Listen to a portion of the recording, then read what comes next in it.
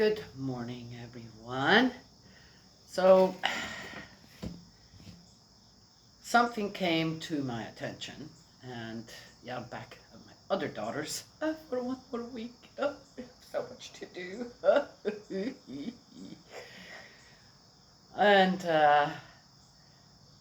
gosh, I thought I had a lot when I came here to take with all the things I did with the children, and usually my own personal stuff's very little. One bag for what, almost three months. But then everything else, right? Yep, okay. I'm going home with just about as much.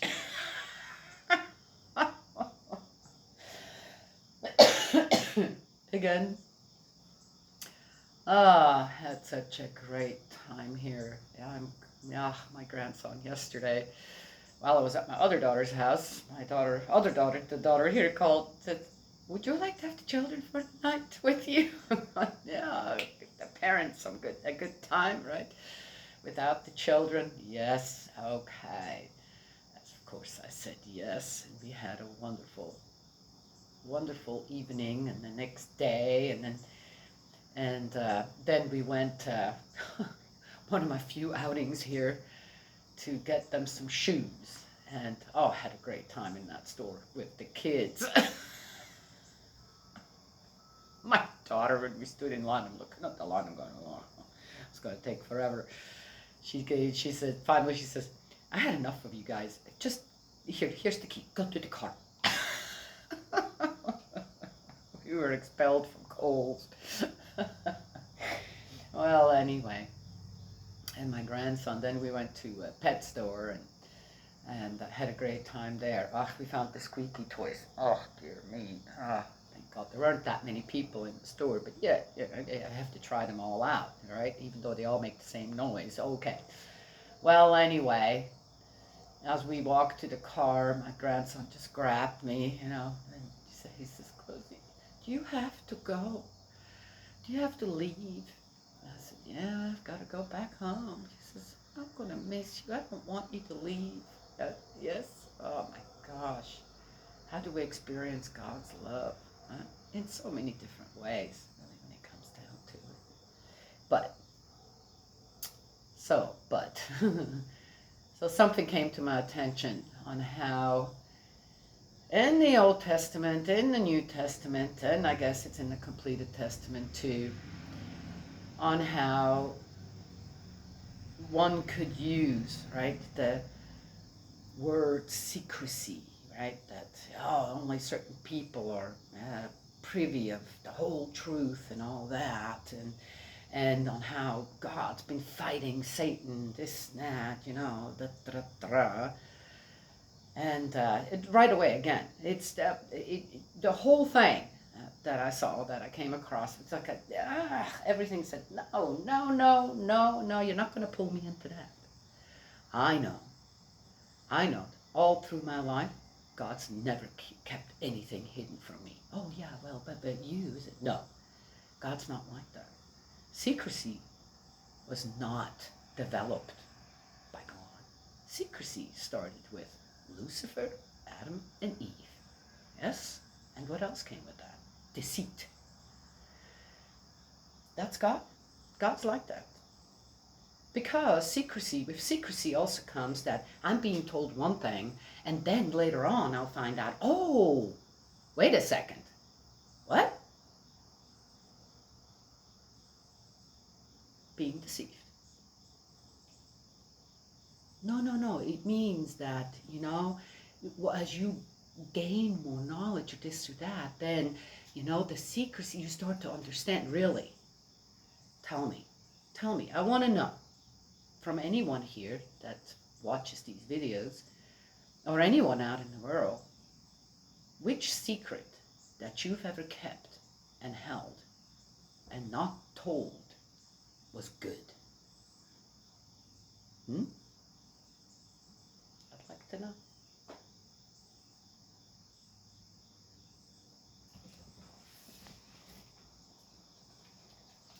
Anyway, there's a reason why they're secrets, right? Yes? Okay. And They're not inspired by God. There's no purpose for God to keep secrets. None, zero. And that is that. But who profits from secrets? Yes? Huh? Yes? Who profits from them? Okay, just asking. Anyway, so there it is. It is what it is. Again, people and their self-serving agendas. Misinterpreting the Bible, choosing a few, let's see if we can find this particular word in one of the whatever, and then we can state our case for what? For what? So what? You get to examine God's toe? All right, okay, I'm just saying. It just doesn't make any sense to me. Stuff like that doesn't make any sense to me. All right. Here we are in 1 Samuel 22. David and the outlaw. David left there and took refuge in the cave of Adullam. His brothers and his father's whole family heard this and joined him there. All those in distress, all those in debt, all those who had a grievance gathered round him, and he became their leader. There were about 400 men with him. From there David went to Mizpah in Moab and said to the king of Moab, "Allow my father and mother to stay with you until I know what God intends to do for me." Oh, not what he intends to do for God, but what God intends to do for him. Interesting. He left them with the king of Moab. He says, there you go, right? It must be a secret, right? There isn't enough out there during all that time until David's time, right? That David could say, hey, wait a second, I need to go and study up on all this a little bit. I need to get some information. Right? Where did we lose God? Right? God didn't lose his people. His people lost him. Okay, big secret. But again, it is written down as it is, right? He left them with the king of Moab, and there they stayed all the time that David was in the stronghold. The prophet Gad, however, said to David, "Do not stay in the stronghold. Leave and make your way into the territory of Judah." David then left and went to the forest of Heret. Oh, the prophet Gad. It doesn't say much about him, does it? Massacre of the priests of Nob. Ooh.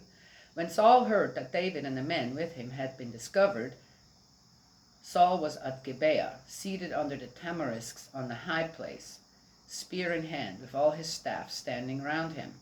Spear in hand. Where is the sword that he got from Goliath's sword? Maybe it was a spear. Does it matter? "Listen, Benjaminites," said Saul to them.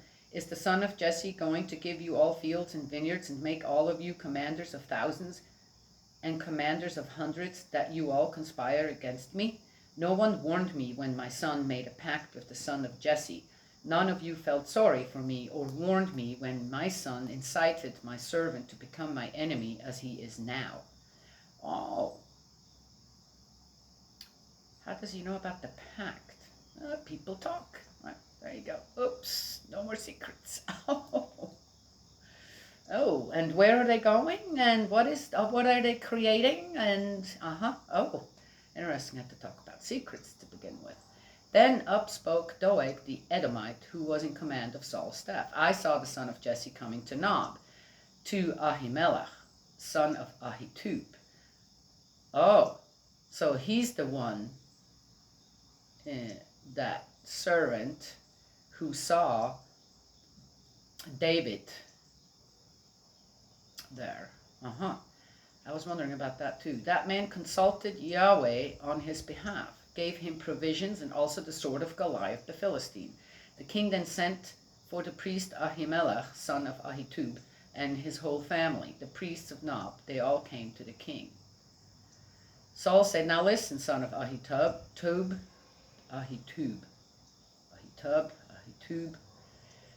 He replied, 'Here I am, my lord.' 'Why have you conspired against me?' said Saul. 'You and the son of Jesse, giving him bread and a sword and consulting God on his behalf, for him to rebel against me, as is now the case.' Ahimelech replied to the king, 'Of all those in your service, who is more loyal than David's son-in-law to the king, captain of your bodyguard, honored in your household?' Good question. Was today the first time I ever consulted God on his behalf? Indeed, it was not. The king has no grounds for bringing any charge against his servant or against his whole family, for your servant knew nothing whatever about all this. The king retorted, you must die, Ahimelech, you and your whole family. Man, he is off the rail, that King Saul. The king said to the scouts who were standing around him, forward and put the priests of Yahweh to death, for they too are on David's side. Oh, he calls them the priests of Yahweh. Ay. For they too are on David's side. They knew that he was escaping, yet did not warn me of it. The king's professional soldiers, however, would not lift a hand to strike the priests of Yahweh. Oh! Interesting. The king then said to Doeg, forward you, fall on the priests. Doeg the Edomite stepped forward and fell on the priests, himself that day killing 85 men who wore the linen ephod.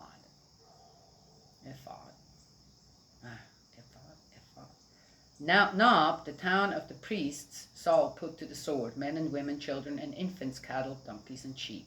Wow. Here you go now. Where did this lead? All the war against the enemies, now he's killing his own. All of them. In a whole town. Everybody. Including what?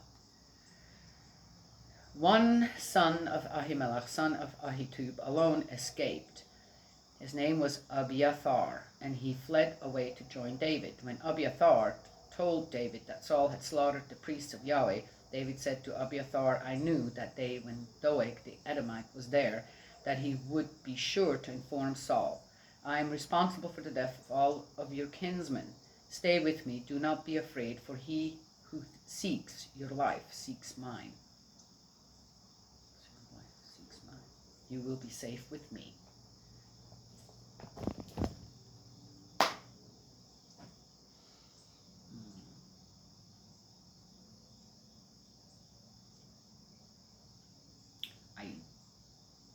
Sad.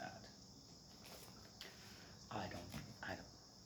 It's, yeah, just a big old slaughter fest.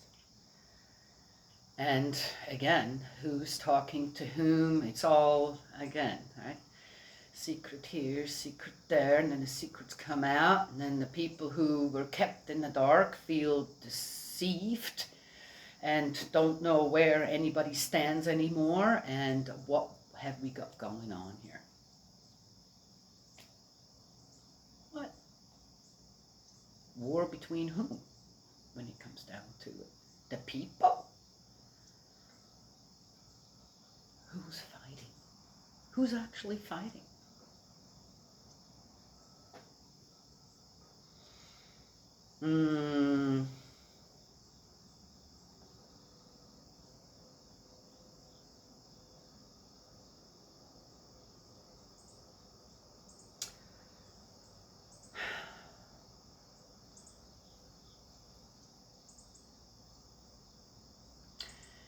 If I read this and on how David, behaved or what he did,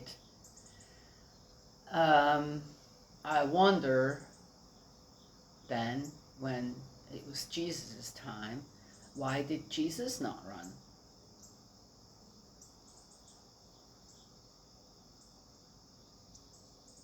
From death. Well, there's many different ideas about it out there.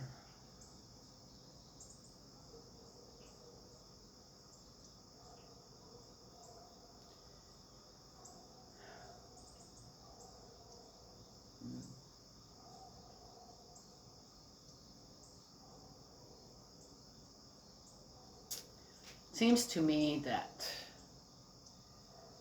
if we want to go back to secrets, they have a way to progress as well, don't they? Secrets are a little bit like, well, there is the word truth, and the other side of that would be lies.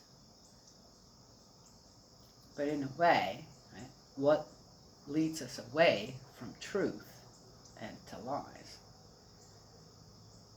Secrecy.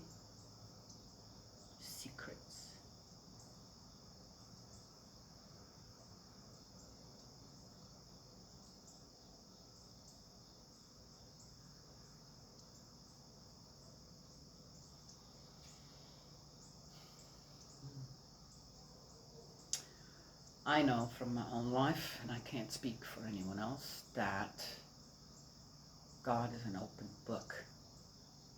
There's nothing hidden, nothing at all. It's again mankind who had to invent something in a way, right? Not create. You can't create something that doesn't exist, but you can invent it.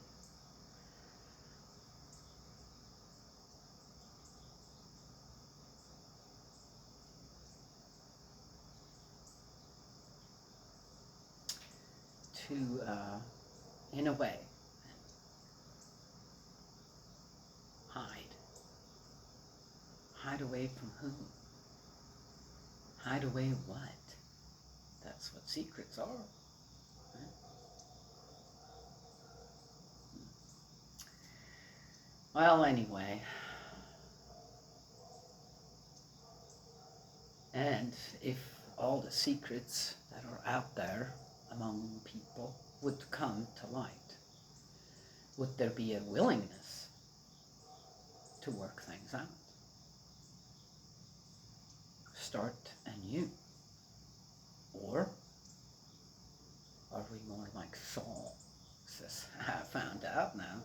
Okay. And does what? Well, anyway. The other thing, too, it's God fighting Satan. God doesn't. That would mean that God, in a way, what? Isn't Lord over Lucifer? Or anyone that has evil intentions, if you want to call it that. Misguided intentions. Yeah, I don't think that's how it works either. I've never seen or ever come across anywhere where I have to say, oh yeah, that would be true, that God's fighting Satan. What God does do is apply to our original nature continuously. You know, deep down in your heart, in your conscience, subconscious even, what is right. You know that. Free will. Free will decides everything. And God can't have any negative give and take with his creations. It's not possible. Then we would believe in a faulty God, wouldn't we? Well, I'll leave you with that. Right? Yes? One's not very popular. Right? When one addresses secrets.